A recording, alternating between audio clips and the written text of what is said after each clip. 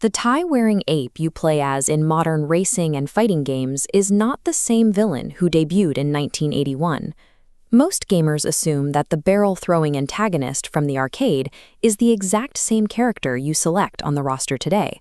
It seems like basic common sense, but hidden within 16-bit instruction manuals and developer interviews is documented evidence that contradicts this assumption, which raises a question.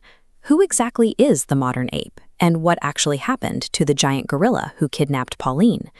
To solve this case of mascot identity theft, we have to rewind to the late 1970s, during Nintendo's most desperate financial hour. During the late 1970s and early 1980s, the arcade market was booming. Games like Space Invaders and Pac-Man were pulling in millions of quarters across Japan and North America. Nintendo's president, Hiroshi Yamauchi, wanted a piece of that American market. He confidently ordered the creation of an arcade shooter called Radarscope, but only managed to sell about 1,000. Looking at this remaining stack, the North American branch found itself sitting on 2,000 dead cabinets. They were unmovable, gathering dust, and putting the young company on the verge of bankruptcy. Things got so tight that their angry Seattle landlord actually stormed into the warehouse to demand late rent, an interaction with a man named Mario Segali that directly inspired the naming of Nintendo's heroic plumber. Still, Nintendo was stuck with 2,000 dead arcade machines and needed a solution to avoid financial ruin. Yamauchi then turned to a young industrial design graduate named Shigeru Miyamoto. His single assignment was to design a brand new game to be installed inside those unsold cabinets. Miyamoto took a narrative approach. Drawing inspiration from King Kong and Popeye cartoons, he framed the game as a love triangle, where an abused pet ape escapes and kidnaps his carpenter owner's girlfriend. When it came time to title the project, Miyamoto leafed through a Japanese to English dictionary. He chose donkey as a synonym for stubborn and Kong as a synonym for gorilla.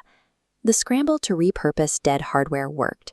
Donkey Kong became an overnight sensation, saving Nintendo from bankruptcy and launching a multi-million-dollar empire.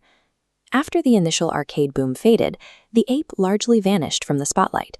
That is, until 1994, when Nintendo released a puzzle platforming expansion for the Game Boy.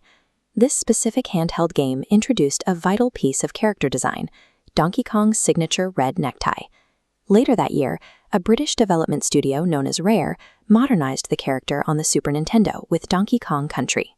Rare utilized pre-rendered 3D graphics, solidifying the bulky, tie-wearing look of the ape that we recognize today. By handing this classic property over to a third-party British developer, Nintendo allowed for a shift in the character's canonical history.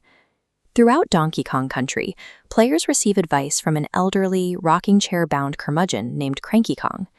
The official physical instruction manual for the game reveals the connection. It states that the tie-wearing ape you play as is actually the son of the original Donkey Kong. Mapping this out reveals the lineage. The 1981 arcade sprite points directly to Cranky Kong. The manual states that the grumpy old ape is the original villain. The graphic expands further down as developers from Rare later confirmed that the modern, playable Donkey Kong is technically the grown-up version of Donkey Kong Jr. While the heroic carpenter Mario seemingly never aged, the villain who climbed those red girders grew old, grew a massive white beard, and retired to a jungle cabin. Rare's decision to age the original antagonist into a complaining senior citizen shows that even the most famous pop culture mascots can hide their true lineage.